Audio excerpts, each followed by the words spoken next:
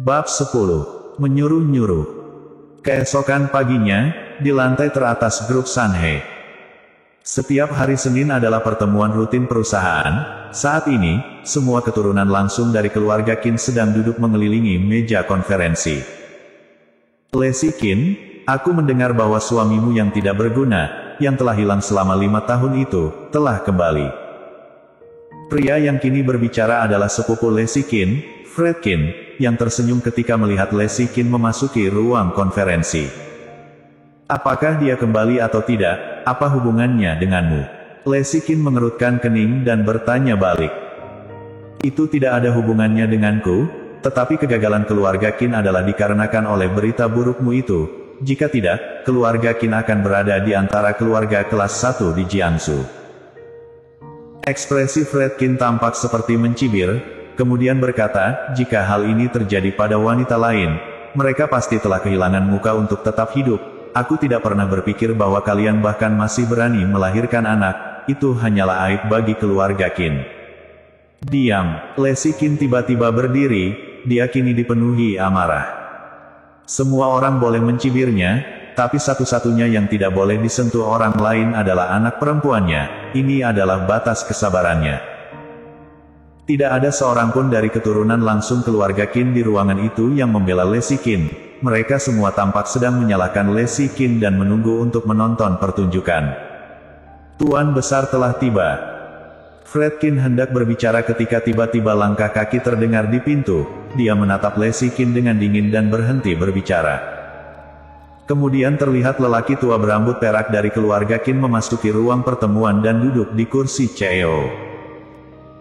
Ada banyak perusahaan yang dimiliki keluarga Qin, tetapi hanya grup Sanhe yang memiliki perkembangan terbaik. Karena itu, setelah Tuan Qin mengakuisisi grup Sanhe akuisisi kembali 4 tahun lalu, tempat ini menjadi markas keluarga besar Qin. Setiap kali dia duduk di sini untuk rapat, Lesi Qin merasakan sedikit rasa sakit di hatinya. Ini adalah perusahaan yang dia bangun sendiri, tapi sekarang menjadi milik keluarga.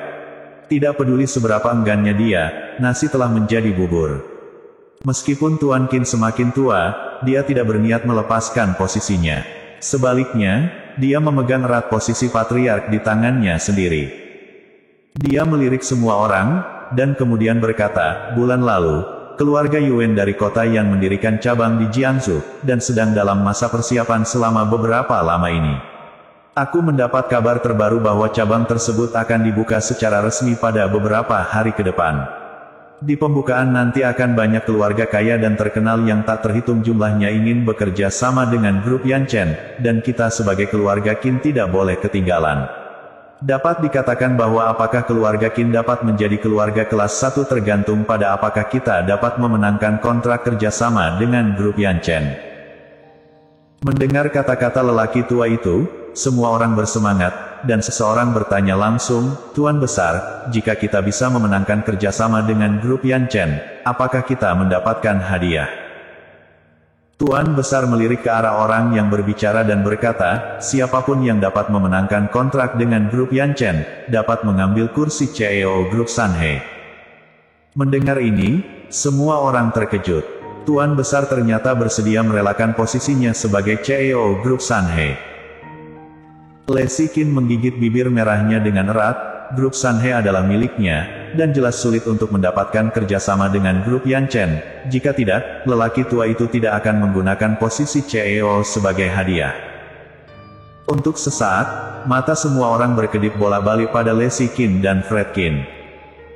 Salah satunya adalah cucu tertua yang paling dihargai lelaki tua itu, dan yang lainnya memiliki kemampuan luar biasa. Sekarang kedua orang ini tentu saja sangat dihargai oleh Tuan Besar, tetapi semua orang yang hadir tahu bahwa grup Sanhe adalah milik Lesi Qin. Tentu saja, Fred Qin juga tahu pentingnya memenangkan kerjasama ini. Dia berdiri lebih dulu, dan berkata sambil tersenyum, kakek, aku pikir kita harus memiliki rencana kerjasama jangka panjang.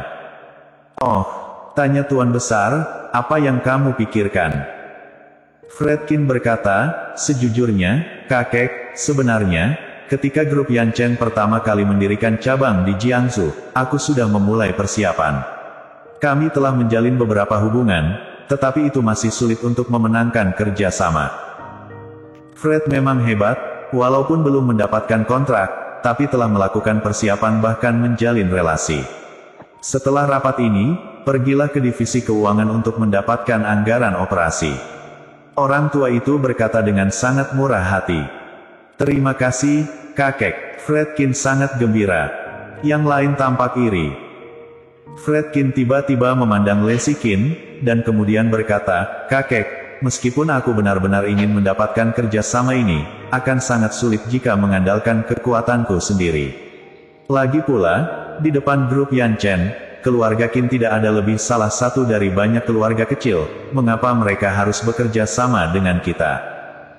Karena kamu mengatakan itu, apakah ada cara yang lebih baik? Tanya lelaki tua itu. Fredkin tersenyum, aku mendapat informasi orang dalam bahwa grup Yan Chen tidak akan memilih keluarga kecil untuk kerjasama ini. Hanya dengan ini saja, kita sudah tidak memenuhi syarat untuk membicarakan kerjasama. Kita bisa mengajak beberapa keluarga yang setara dengan keluarga Qin untuk menggabungkan kekuatan. Fred, proposalmu sangat bagus, mari kita lanjutkan. Semakin banyak lelaki tua itu mendengarkan, semakin puas dia. Fredkin tersenyum, kakek, Jordi Wang, putra tertua dari keluarga Wang, sedang mengejar Lesi. Jordi Wang telah menyatakan bahwa selama Lesi menikahinya, sama sekali tidak ada masalah dalam bekerja sama. Tatapan semua orang berubah dan menuju pada Lesikin, dan dia berkata dengan cepat, kakek, aku sudah menikah, bagaimana aku bisa menikah dengan orang lain? Lesi, semua orang tahu tentang kamu dan sampah itu. Dia menghilang selama 5 tahun dan tidak menghubungimu. Lebih baik kamu menikah dengan Jordi Wang, bagaimanapun juga dia bisa membantu keluarga kita, itu lebih baik daripada sampah yang tidak bisa membantu apapun. Tuan Besar memandang Lesikin dan berkata. Lesikin menggigit bibir merahnya dengan erat, wajahnya penuh tekad, dia menggelengkan kepalanya dan berkata, kakek, dalam hidup ini, aku adalah orang Jerry Yang, dan dia adalah satu-satunya suamiku. Prak.